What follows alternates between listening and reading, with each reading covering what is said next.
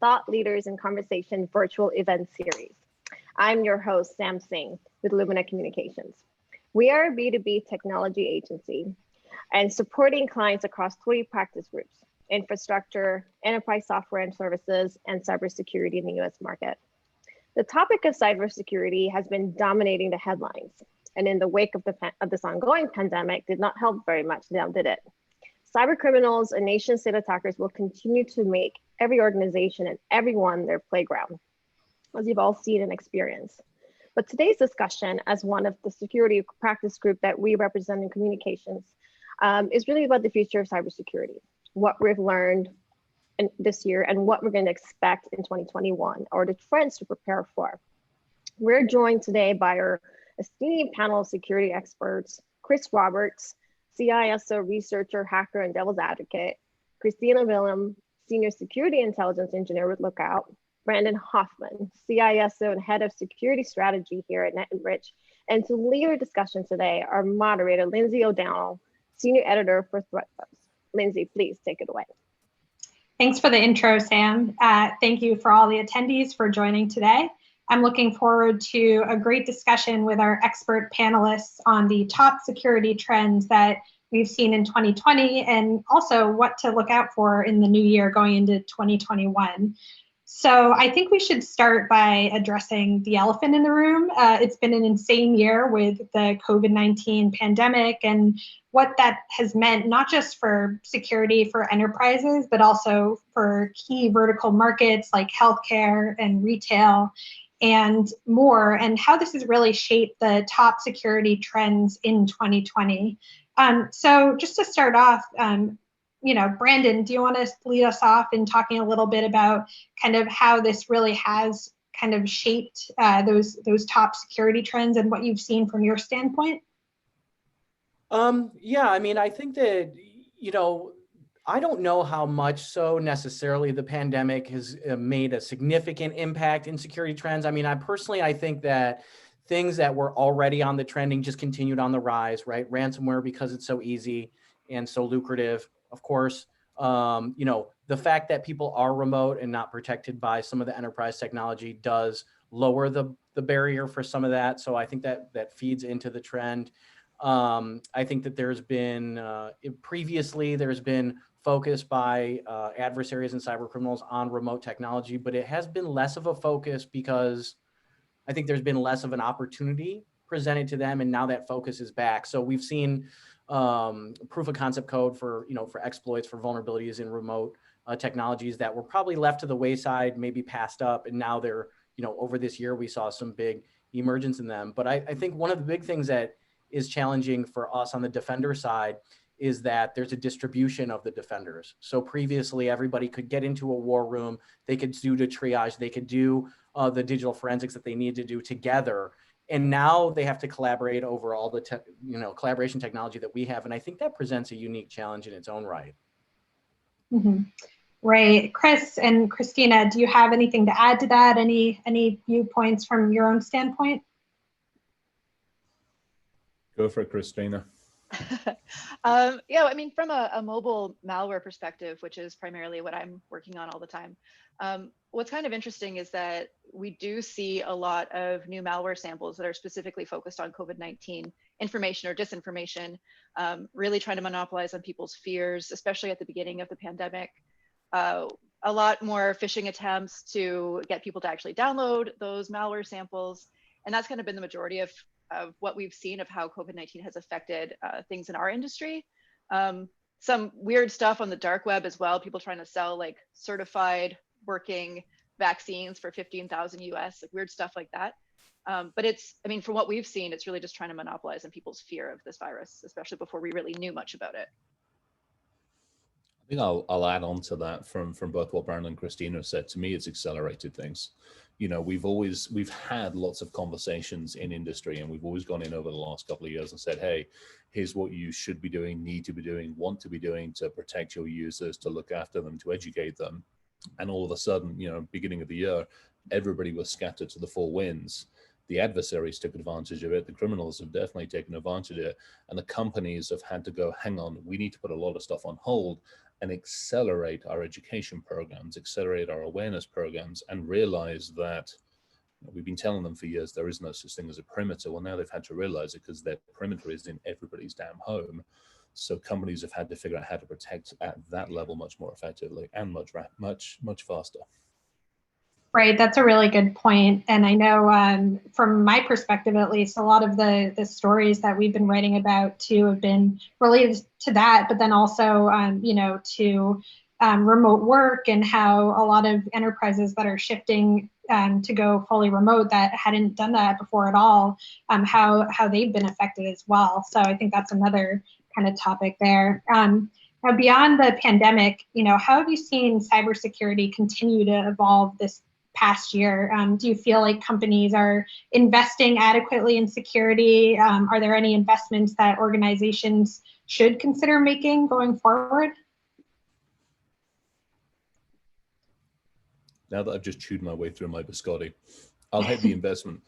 We still see this dichotomy of some companies have actually looked at their user population and gone, hey, they have become the new frontier. They have become the barrier, the entryway and everything else. And they've actually embraced that and they've gone, look, now how do we educate them more effectively? How do we take time to do that? Other companies have still gone racing down the technology area and said, we'll chuck everything on the cloud and we'll put endpoint on there and hope for the best. I love the fact that some companies have actually taken that step back and gone, how do we actually enable the very people that work for us to be more effective and more useful? So that would be one big call out for me. Right. Christina, anything to add there from, a mobile security perspective and what you're seeing with organizations there in terms of security investment? Yeah, I think we're definitely seeing a lot more organizations prioritize securing their employees' personal devices. I think for a while, people weren't necessarily concerned about their employees connecting to anything work-related on their personal devices because maybe they just assumed that they'd all be in an office and connected over VPN and all that kind of thing.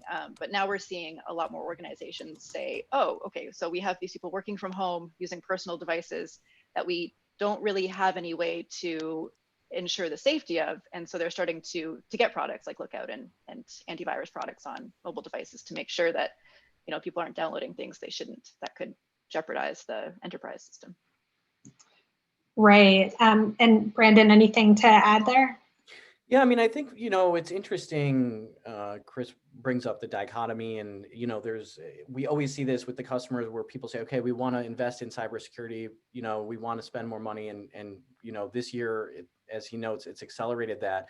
But it also seems like this year, because, everybody went to this remote model, everybody kind of had, from an IT perspective, there was acceleration too in to create a distributed model for IT systems. And in the haste to get that done, even though security was at the forefront, because they had to do it to keep the business running, it seems like some people really did well in prioritizing security as they were doing that.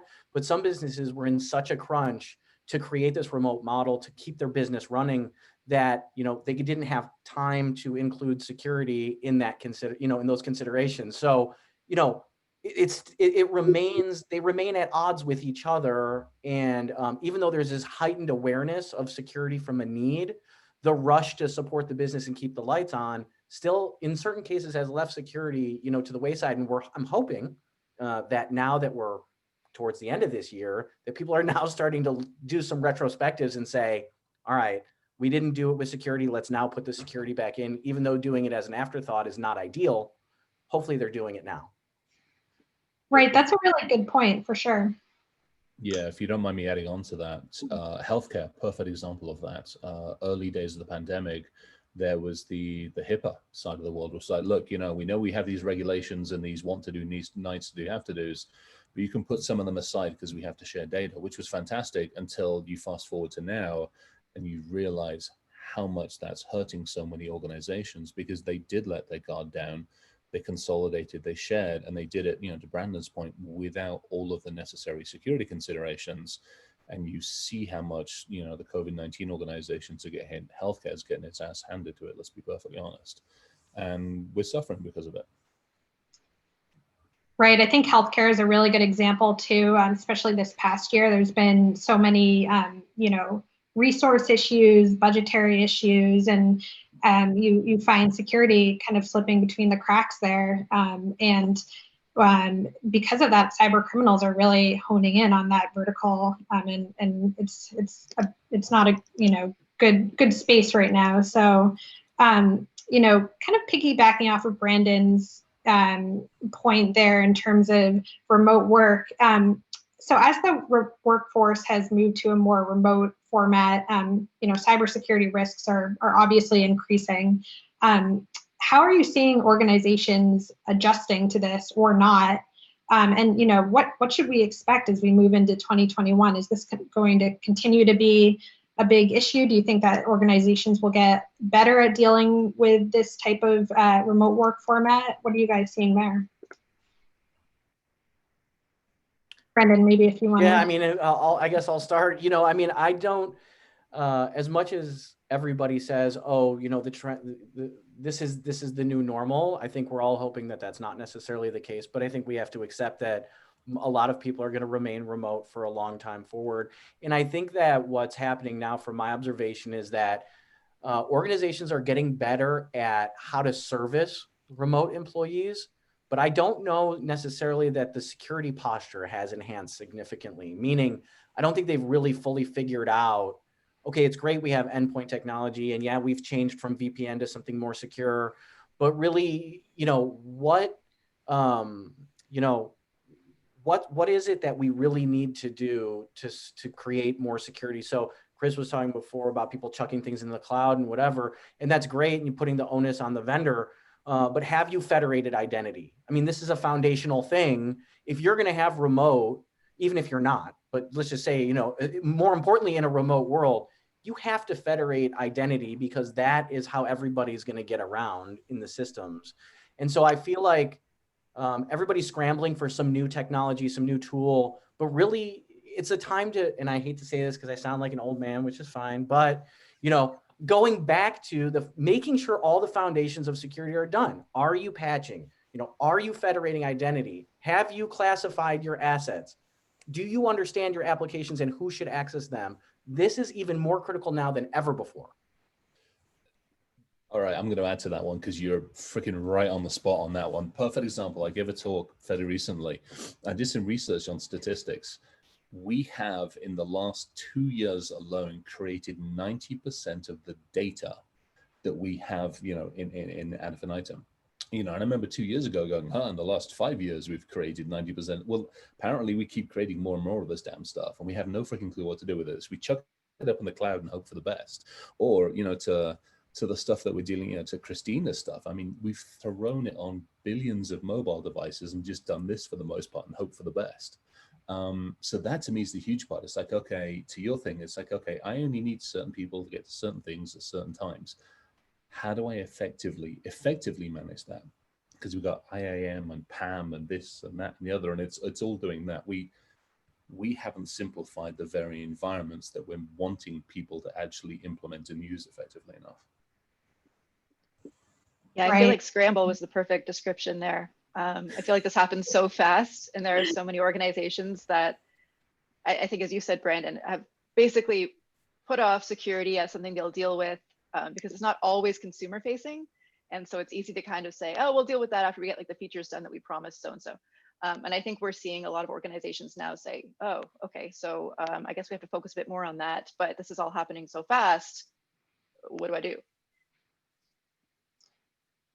Right. And I mean, what's kind of the missing link there? I mean, why are these organizations still so vulnerable to cyber attacks? There's obviously so many different kind of inroads in terms of phishing, in terms of ransomware, in terms of, employee awareness, and just vulnerabilities, patch management, so much there. But what are kind of the biggest issues that you've seen in 2020?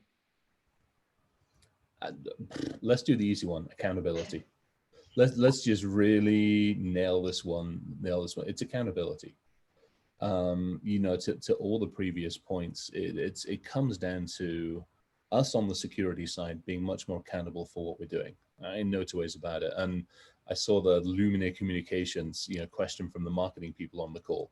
What role can marketing take? Well, we can be more accountable. Marketing can stand up and be more accountable. Let's put a little bit more honesty, a little bit more integrity into what we say and how we say it.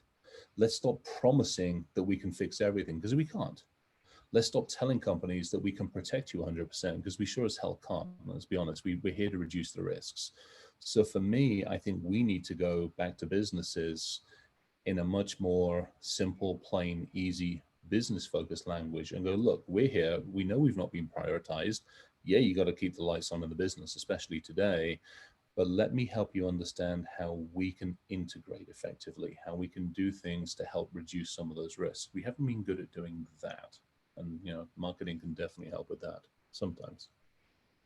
I think that's such a great point. I something that, from an AV antivirus standpoint, if you're promising people that you can protect them 100%, then you're not educating them on how to make sure that they're safe from all of the possible threats that you can't necessarily protect them from, because it's impossible to get ahead of certain cyber attacks. So sometimes you just have a 0 day that you've never expected to see before, because it's a 0 day.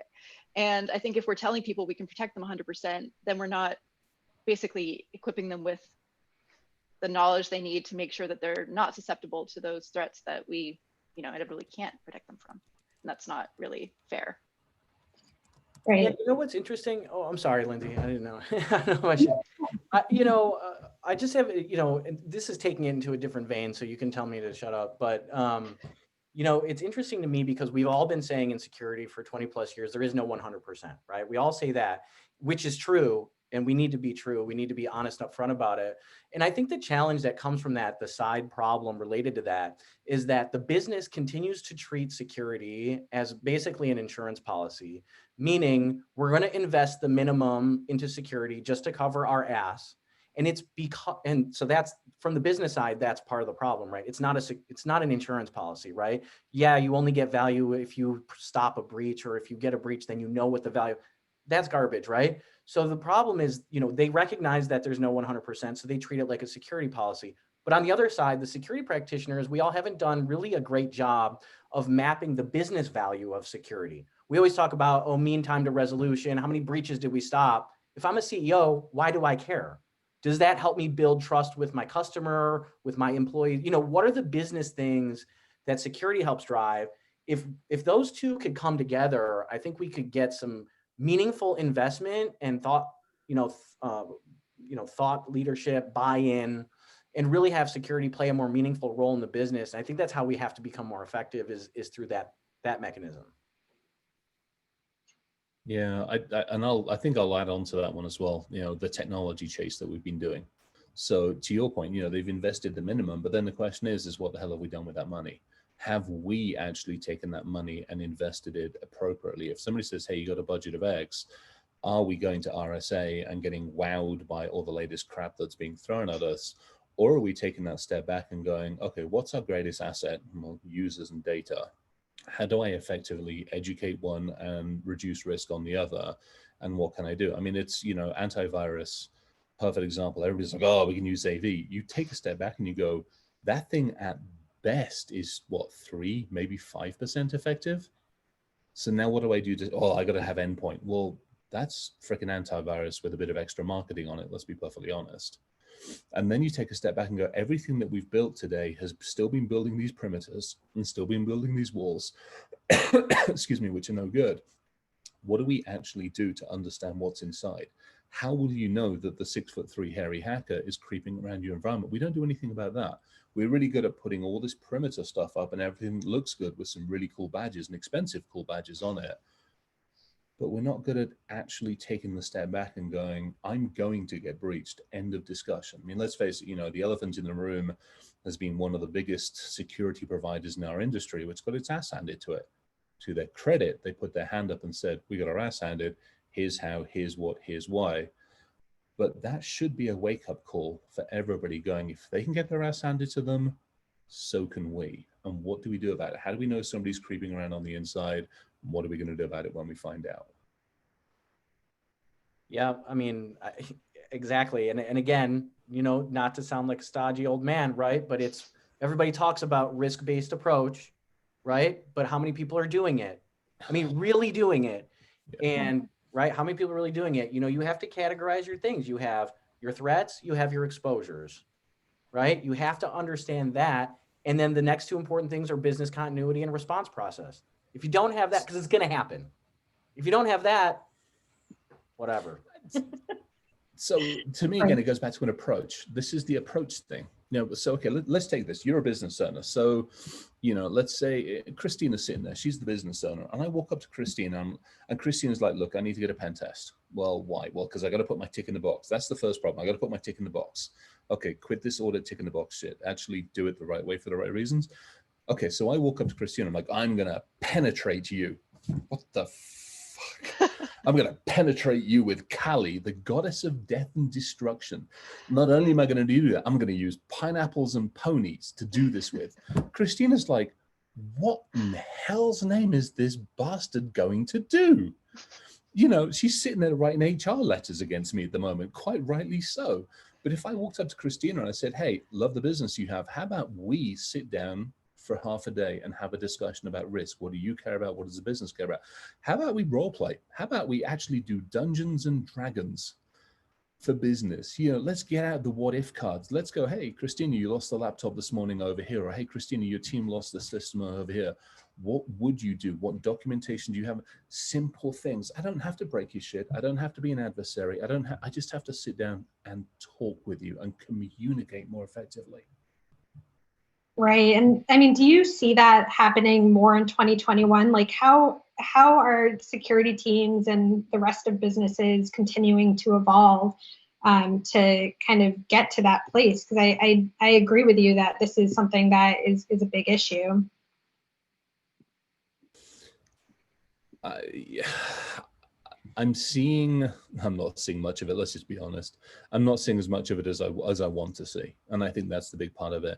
I had a bit of a rant the other day, and we talked about all the compliance and regulations and crap, and I feel pity for a lot of companies because they're sitting there going, well, hang on, do I have to adhere to PCI or NIST or ISO or FERC or NERC or the 20 questionnaires that came in from my vendors, which need to know exactly what I'm doing?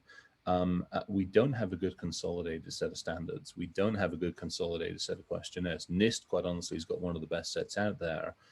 But unfortunately, people are still going, well, I have to have mine. And it's like, rather than reinventing another fiefdom thing, why don't we just use some of the good stuff that's out there and just add on to it? There's, we're not helping our own causes. We're complicating and muddying the waters too much. Right. Yeah, I mean, I'm not seeing much of it, but what I am seeing is opportunity to do it. To Chris's point, I'll say this. The flip side of the pandemic is that, everybody's working more, meaning, we're all having less breaks. I don't know about you guys, right? But I'm like on Zooms or whatever. I mean, like all day, right? And so if we take that and look at that as an opportunity to say, I haven't had this discussion with the business owner. I don't really understand the risk. But since I don't have to travel to another building or just talk on a phone or whatever, I'm just sitting here. Maybe we just do it over a lunch break, over a Zoom, because you can't really go anywhere anyways, right? So there's an opportunity. The silver lining, I guess, what I'm saying to all this remote work is that there's opportunity for people who haven't connected before in the business to solve some of these problems, to do so if, there's enough motivation and, they have the gumption to go and get it done. So I don't know, what other, maybe I'm being optimistic for a change. Right. Well, switching gears for a second, I want to look at some of the threats that, we've seen over the past year and kind of what to expect moving forward. And I think, at least from my perspective, as a writer, a lot of the topics that I'm writing about are related to ransomware, phishing, and BEC, which is interesting too, because that's kind of, less of a, interesting type of story, but it's so, it's definitely impacting companies negatively. So I would love to kind of hear what your thoughts are on some of these top threats that we've seen, maybe starting with ransomware attacks. Those have really continued to plague companies, and I know ransomware has been a big threat for the education sector. The hospitals as well have been hit by it, which obviously has more of a human impact, and it's interesting kind of what it means physically for a lot of these companies now, in addition to financially. So what ransomware trend should we be aware of, kind of going into 2021? What are you guys seeing? I guess I can start. So, I mean, most of what I look at is mobile related, and ransomware that targets mobile users tends to be more about just, it's financially motivated, send me X number of a percentage of Bitcoin and I'll give you back your data. But I mean, in terms of affecting different enterprises, I think one of the things that we're most concerned about is how phishing can kind of be tied into possibly trying to target the organizations that people work for. We're pretty concerned about trends towards trying to collect personally identifiable information from people through everything from, hey, your flight was canceled during 2020, click here and rebook your flight with Air Canada or whatever. We're seeing a lot of that. We're seeing basically, like I said earlier, monopolizing on people's fears or loss of income or loss of travel in a lot of cases to try and collect information that could be used against them, or potentially, used against the companies they work for.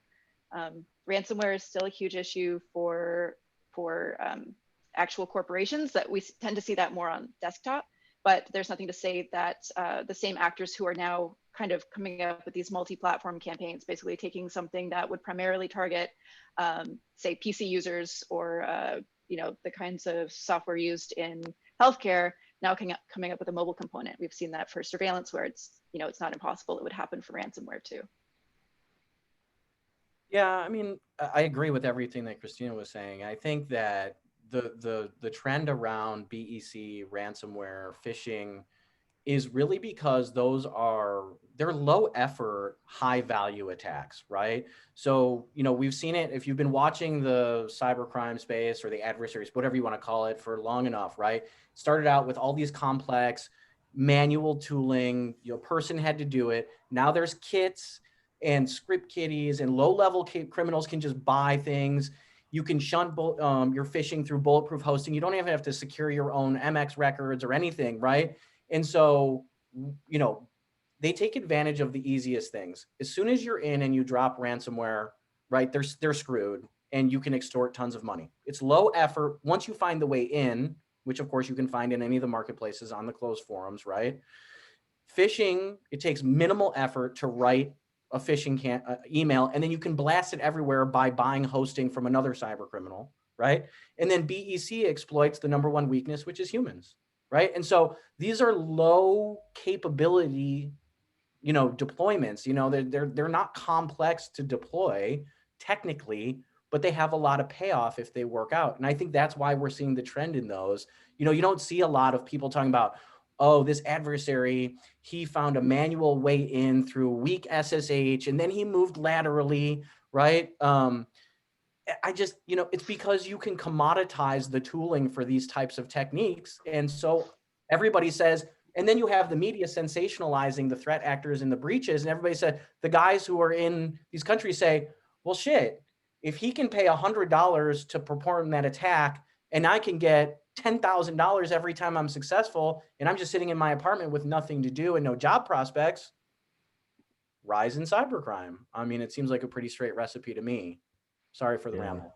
No, necessary ramble. And you hit, I just chucked it in the internal text. You hit something perfect on that one, which is, and actually, I was going to say all companies, but almost all. Again, I'll give FireEye some props on this one. How many companies do any of us collectively know that when they get their ass handed to them, immediately put their hand up and go, I just got hit? How many of them go, hey, the rest of my community, the rest of the very companies that I love and I care about, be aware of this, see this, and lock this down? Nobody does. Almost nobody does. It doesn't happen, which means, exactly to your point, Brandon, exactly your point. I'm sitting there and I'm like, okay, well, hang on, I made this, or I'm using this, and I can use it across all of our organizations, because you ain't all talking to each other. Because you don't want to talk to each other, because you're like, oh, I'm going to hide behind my lawyer, or I'm going to, wait for this. And 6 months later, you might put your hand up and go, yeah, I'm ever so sorry, we lost all of our shit. But that 6 months as the adversary, I've been able to use that attack in 1,000, 100, 10,000 different places. Yep. And so we're not good at doing that. I mean, it's a terrible thing about our inability to share information, especially bad news. Again, props out to the folks at the moment who are going through the craziness. Yeah, to that point, just another piece to follow on there is like, I say responsible disclosure is crap. We need immediate disclosure. That's what will solve the problem. Forget responsible disclosure. We need to tell everybody now. And to your point, the folks who did it, yes, this is what happened. This is what they took. And here's the countermeasures. Fabulous. That's exactly what everybody needs to do. Let's do that. That's more important. Yeah. So which means not only do we need to shoot half the marketing teams, we need to take about 8/10 of the lawyers out and drop them in the Mariana Trench, preferably with a lot of concrete. Well, I'm glad you brought up responsible disclosure, Brandon, though. I think that's something that is interesting to talk about as well. I mean, this has been a really hot topic in the security space and kind of how it impacts the relationship between the security community and vendors. And if there's one thing in 2021 that I hope that gets canceled, it's unhackable products. So no one likes that. So I would love to hear your thoughts on responsible disclosure and kind of how this has evolved, maybe not in 2020, but over the past few years, and how you see it continuing to evolve going forward into 2021. Well, I guess since I brought it up, I'll just say something brief and let everybody else chime in. I mean, to me, responsible disclosure started as a great idea. It turned into legalese. And just like any other legalese, it can be used to omit really the necessary items that the technical people need, right? So we're saying, oh, you have to disclose responsibly. So here's this framework for how to disclose responsibly, right? But then everybody's going to twist that and say, well, I don't want to share exactly what was stolen. I just have to share that something was stolen because that's being responsible. That's crap, right? I mean, the best thing that we can do is take responsible disclosure and outline the things that really will make a difference for people to take this information and protect peers and the industry as a whole, talking about speed, talking about technical artifacts, talking about all those things that people need. Because it's one thing when I make a disclosure about being breached to my customers, they're now like, yeah, not surprised. Somebody else has my credit card number. Like, everybody's now been desensitized to the fact that their identity has been stolen again, right? So to the consumer, I feel like it doesn't have any more meaning, but it can have meaning to the rest of us in the community if we disclose the right things. Yeah, definitely. Chris or Christine, anything to add in there? It's for good or for bad, it's that herd mentality. We hear it a lot to do with the COVID side of it. If we get a certain population immunized, potentially that rolls on, et cetera, et cetera, et cetera. So the logic there in our industry, exactly to Brandon's point, if enough of us start to go, hey, I'm seeing this, great. Now we know there's something we can do about it. Now we know there's logic. Now we know that the rest of the organizations that haven't been hit, here's what you have to do, here's what you should do. Now, counter argument to that, we have known for how many years that 3389, the Jar Jar Brinks of ports, and let's see, Telnet and a bunch of other ports are really should never ever be seen on the internet. Yet if you go out to Shodan, let's say, for example, and you do a whole search on that, you'll find the buggers all over the place. So even though we know and we understand what we should do, even though we know what we understand what we want to do, we don't necessarily actually do it because we're freaking humans. If I tell you don't touch something, you're going to be like, oh, let me just check it out. It'll hurt somebody else, but it won't hurt me, until you burn your hand. And that seems to be the problem. We all go, oh, it's a real shame. Okay, perfect example, quick rant. I apologize. Let's take the exact reason that we are in complete lockdown at the moment in various different places. We're in complete lockdown at the moment because certain people think that this little piece of cloth or something that goes across their face is absolutely taking away their human rights, is taking everything away from them. And they're very, very, it's a selfish thing, as opposed to sitting around saying, hey, I am protecting others. We're not good unless we drop dead, at which point we're like, oh, I should have taken that seriously. I'm like, you dumbass. Yeah, that's a good point. Christina, anything to add there? Yeah, I mean, this is a little bit different from responsible disclosure on, say, being breached. But my life before this was in application security. And I worked with a lot of folks who were reversing applications and disclosing vulnerabilities in those applications. And I think one of the problems we have, at least in like the app space, is that companies consider it,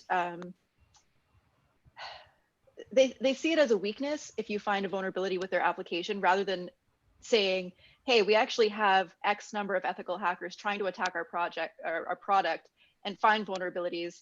And this is something we're proud of because we care about security. When I think of responsible disclosure, I think of how few product companies don't support, I guess, like the disclosure of these vulnerabilities people find in their products. And I think that's a shame because it makes it safer for all of us who are using these products. So that's my one mini rant on that. No, Right I'm on. so freaking bounty. with you on that one. Yeah. I totally with that.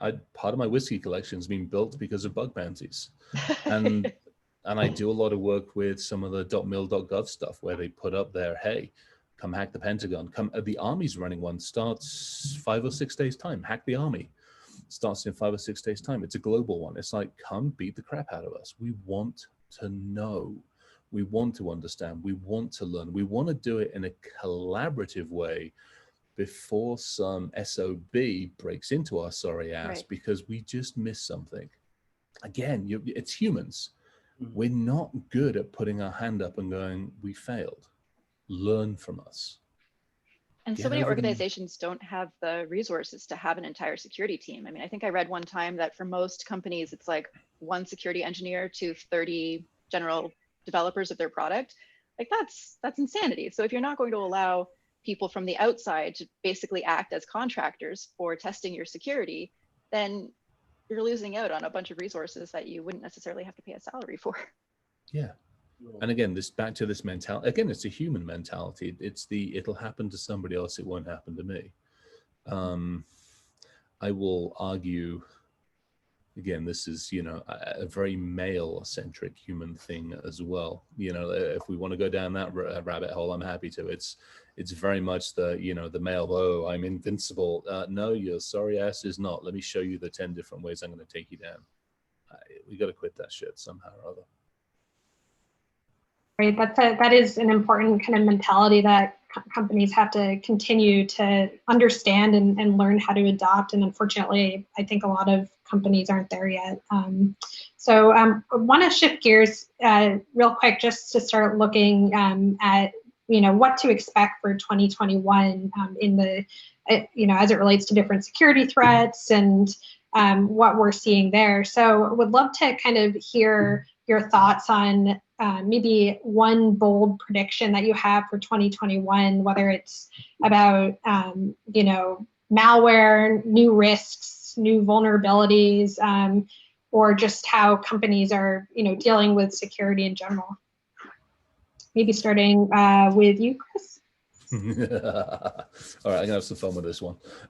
Let's talk about artificial intelligence and machine learning, shall we? Let's have a brief conversation about that while you load up your tasers.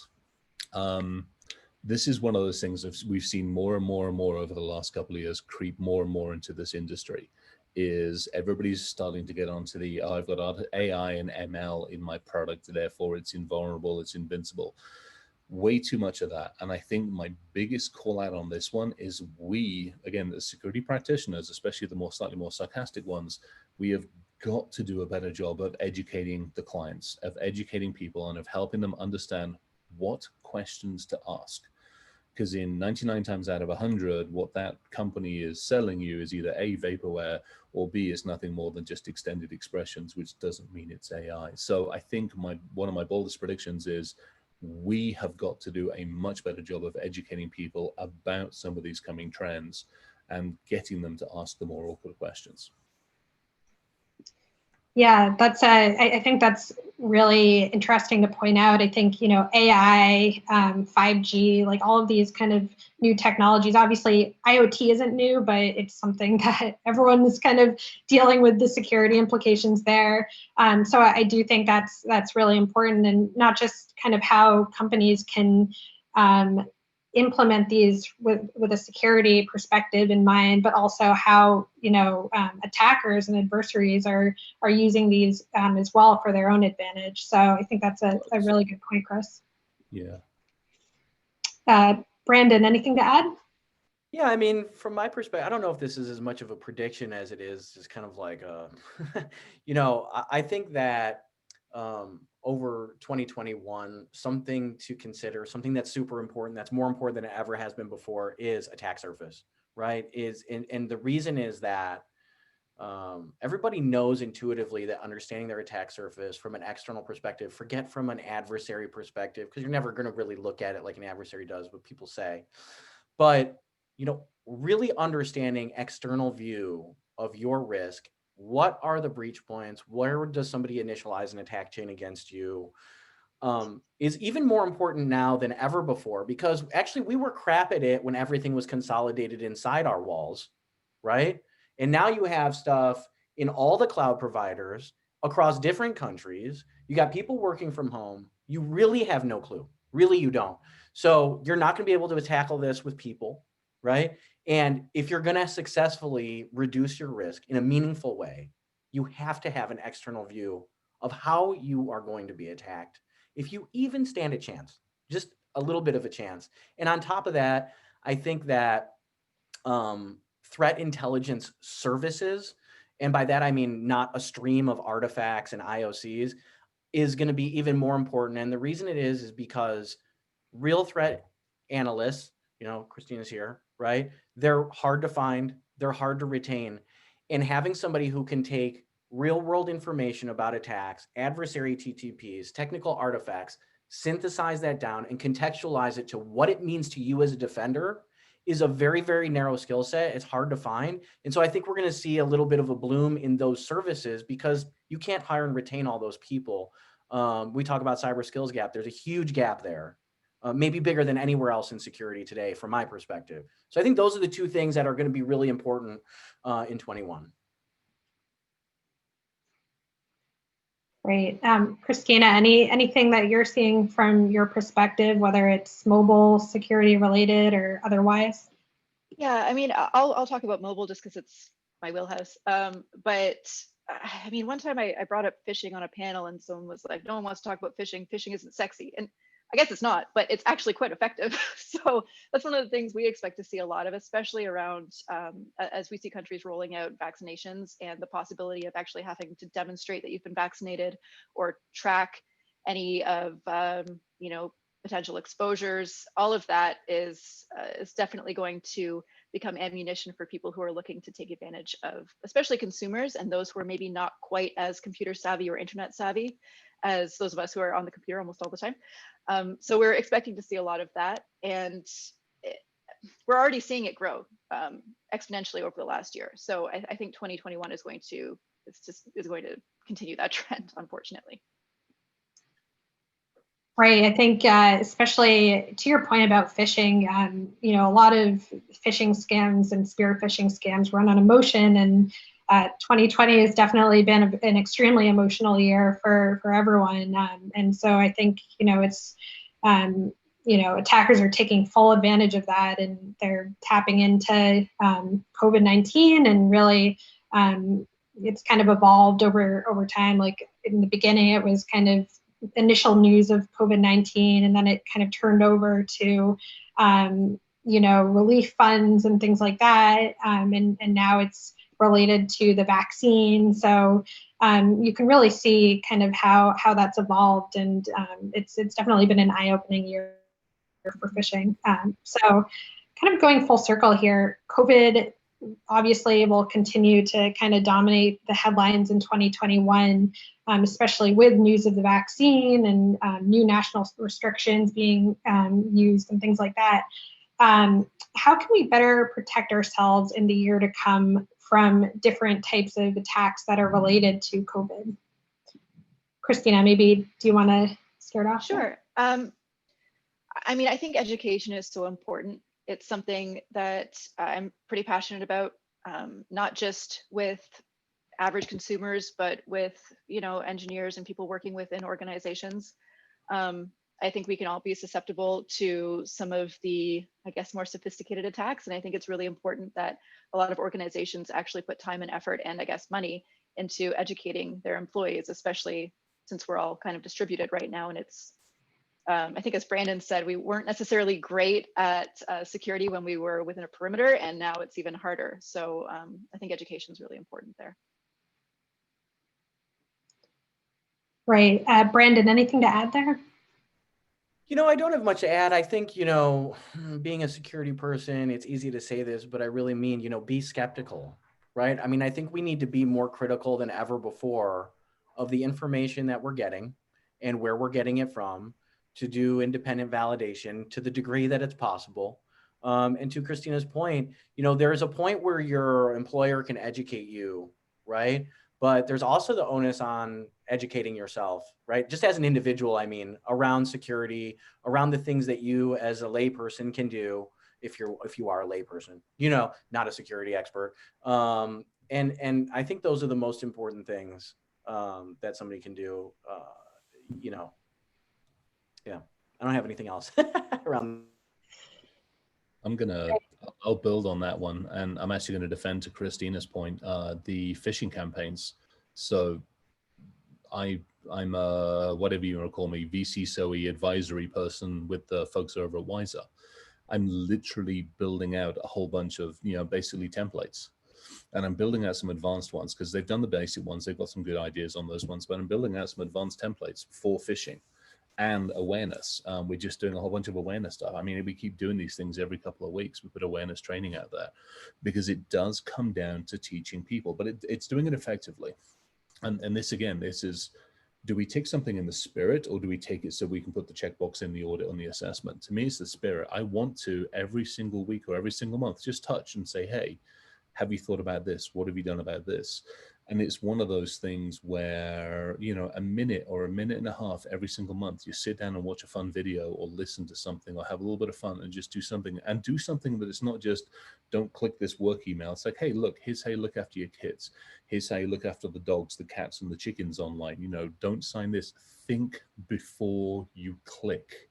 You know, verify, then think about trusting. Just simple, easy stuff that we need to get in and to instill in people. If we can get that done, then I think we're actually going to be along the route. But it's that simple mentality we've got to get back to. Right. I do think user awareness and employee awareness is a big part of it too. Chris, I'm curious, do you think that employees are being appropriately trained on cybersecurity, or what can companies really do to kind of, you know, really make sure that employees are up to par with that? So first part of the question, no, I don't think many companies, I don't think many companies are taking it as a responsibility. I think they're doing it as an audit action. Hey, great, we've audited the people and they've had their once a year, don't click shit, don't send shit, or else, which is the terrible way to do it. As opposed to companies going, look, how can we help the very people who, I mean, they're our most valuable asset. How do we help them? How do we make them more aware? How do we do it in such a way that it becomes not a chore, but something interesting, something fun, something where they want to learn more? You know, it's back to how do we position things. So I think there's definitely ways of doing it. You know, I'll stick a flag in the ground for the stuff we're doing over at Wiser, but I'll also recognize the fact that, you know, KnowBe4 and a bunch of others have got some pretty amazing stuff out there as well. But there's so much free stuff. And actually, you know, the Wiser stuff, most of it's free anyway. Just come and hang out and have some fun with it. But it's definitely one of those things where the data and the availability is there. We've got enough content. It's a matter of companies now going, oh yeah, we'll do that. We want to educate the very people. But it's also the people themselves stepping up and going, hey, you know, to Christina's stuff, it's, I have this device, you know, I'll do it here because it is, you know, we have these devices, we've issued these things to all of our employees, or we have them, we give them to our kids as babysitting device. Oh, little Johnny or little Jemima's getting annoyed, let me just give her the phone. No, give her the freaking gun. It's safer. You know, this is what pisses me off. It's like, okay, a choice between these. This is more destructive. This one little device that we hand out to people like candy is more destructive than that weapon. And I think we forget that. We think as analog humans in a digital world, you know, to coin Ryan Cloutier's stuff, we don't actually put it into perspective effectively. Right. I do think that's a good point. And, you know, I don't think that, I think that there's kind of data breach fatigue and that kind of fits into it as well. I think people are like, oh, you know, another breach, I guess my data is compromised. So it is, but I think that's kind of an unhealthy attitude about it. So, all right, well, I see we have a couple of questions here. So I want to kind of go through those before we wrap up. Someone asked, what questions should we be asking our vendors, not security products, the operational apps and platforms every day, about how they're working to limit our risk in using their products? So, you know, would anyone want to kind of answer that? Anyone have any thoughts there? Yeah, hold them accountable. What do you do with my data? How do you look after me?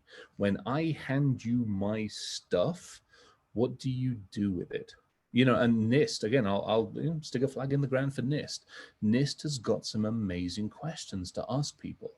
NIST, and hell, all of us on here, hit all of us up on LinkedIn. Every single one of us here will hand you 10 questions that you can go ask your vendor about how do they look after you. I mean, it's simple questions. You know, Brandon hit it earlier when we talked about identities and all these other things to do with data. So I think there's plenty of resources out there. Just, you know, ask us. Yeah, I think that, you know, that's super important what Chris mentioned too. And I think there's more, you know, when you talk about non-security products, you talk about operational apps and platforms and things like that, you have to absolutely ask about the data, but it's also about how are they integrated in your environment, right? So something like API security, maybe largely been ignored or swept under the rug for a long time. But, you know, everybody talks about APIs. That's not just a security thing, right? You have these operational apps, they're integrating with your network, they're integrating with everything else. How, you know, susceptible are they to an attack, and how could that affect my operations? Because if I'm going to interweave, you know, your product into my operations, well, I want to know how your product could take my systems down. How are you securing it? You know, and things like that. So, you know, there's a broader thing, you know, around the vendor security assessment situation that Chris is alluding to. I think there's areas that you could focus in on that are more important. As he noted, data, I think API integration, and things like that are most important. Yeah, one thing I'll just add, I think those are really important points. And this is going to sound incredibly pessimistic, so forgive me for this. But one of the things I was kind of most terrified of from my days in application security is how few engineers actually have a solid understanding of what they need to do to protect your data within the application that they're building. And very few product developers, as we've kind of talked about before, have the resources to I guess have like a fully functional security team. So, you know, even asking what they're doing to ensure the security of their applications when they're collecting your data, yeah, what are you doing with it? That's super important. And also, what are you doing to sort of guard against somebody else trying to attack this application? And, you know, are they part of a bug bounty program? Are they taking contracts from ethical hackers to see where they're susceptible? Because I think very few organizations are doing this. I see more and more starting to hire security engineers and like build out their security teams, but it's still quite new. And so I think it's important to ask those questions. That's a good. Go ahead, Chris. I'm going to add on to Christina, and we were just talking about a little thing here. DevSecOps. I mean, it's to good. Mark Miller, Paul, all those folks, we do hug them on a regular basis when we're allowed to. Just that entire community is amazing. So again, to Christina's point, if that team doesn't have development teams, well, great. Are you part of the DevSecOps movement? What have you done to educate yourself and to help the understanding and the awareness? I think that's core and critical in this whole thing. Great, yeah, definitely. Someone else asked, what role can marketing take in securing customer data given the rapid rate of change in the security threats that we're seeing today? Maybe, Christina, do you want to answer that just to start? how marketing can secure user data. So I just want to make sure I understand the question. Oh, sure. The role that they can take in securing customer data, given the rapid rate of change in the threats that we're seeing today. Well, I think we talked about this a bit earlier. And I don't know if this is actually going to answer the question explicitly, because I don't exactly know what marketing does with user data once they have it. But we talked about being quite honest with what the products do. And I think that's incredibly important. We talked about ensuring that, you know, the consumers from a foundational level have an awareness of how to protect themselves and don't rely 110% on the product that they're using. And I think there's some responsibility there from various marketing teams to make sure that whoever is buying the product or consuming the product, for lack of a better word, understands that as well. And I'm not sure if that fully answers the question, but that's sort of how I interpret it. So. Yeah, and to your point, Christina, right, that the responsibility component, I think, you know, if you are on a marketing team and you have access to customer data, you're going to use it for a campaign, or you're going to use it for an EDM or whatever you're going to use it for, right? I think the response, just like we were talking about holding our vendors accountable for their security, the marketing team, you know, if you're going to take customer data, only take what you need, right? Know what you're taking, and hold the marketing tools vendors accountable for the privacy and the customer data on their end too. So if you're going to take it and you're going to use it with any of these marketing, there's lots of marketing tools out there, and you're going to buy one, you're going to pipe our customer data into that tool, you know, just do some diligence on your vendors too, right? Because IT is not going to do security due diligence on a marketing tool that came in. They might not even have visibility to it, right? So exposing the toolkit you use to the security team, you know, and that can all be helpful, I think. Right. Well, we have a couple minutes left, and there's one final question, and this actually kind of piggybacks off of the last question. Someone asked, do you have any suggestions for a marketing leader looking to partner with their CISO on data security, the customer and prospect data residing in the countless software as a service apps that we maintain for our campaigns? Does anyone have any thoughts on that? Yeah, be respectful. It's as simple as that. Be respectful. I mean, I put something quickly in the thing. This should be an opt-in, not an opt-out thing. I do not see any marketing teams or marketing campaigns treating leadership, you know, again, those of us are all in the leadership side of it, being respectful of time, being respectful of not just being another piece of spam that ends up in my inbox. Find a way to come to somebody, and your product, that piece of stuff that you're trying to sell, that isn't going to solve all of my problems. Stop lying to me and telling me that it is. That's one of the biggest things. Stop assuming that you know what my problems even are. If you've done your research on me, maybe you'll have an inkling, but actually ask me useful questions. Come in empty-handed and go, how can I help? Or even, can I help? And if I can't help, who can I direct you to? Simple stuff. Respect. I mean, to me, the marketing campaign, it's like how I talk to my mother. I see some of this crap come into my inbox and into my LinkedIn thing, and the first thing they do is like, hi, I've got this product. You haven't got a fucking clue as to who the hell I am, and you think you're going to solve my problem. Would you talk to your own mother or your grandmother like that? No. So then sure as hell don't talk to me that way either. It's, you know, I know we all have our numbers. I know we've all got to sell things because we've got to put food on the table, but there's a way of doing it respectfully. And I would argue 90+% of our industry has lost that. Right. I think that's kind of a good way to close this, you know, addressing the need for respect there. So it looks like we're running out of time here. Thank you so much, Brandon, Christina, and Chris, for your time today. And thanks for all of the attendees. Yeah, it was great to be here. Thanks. Enjoyed it. Same thing. Thank you very much. Thank you guys so much for joining. Thank you so much. And then, by the way, for everyone who's joining us and listening to the conversation today, we will send out a replay so you have access to information. If you have any questions for this panel, Very interesting conversation. It was certainly memorable for someone's paying attention and listening in. So please continue to ask your questions and we'll be more than happy to help answer them. So thank you again, everybody. Have a great one and we will catch you soon. Thanks, everybody. Thank you.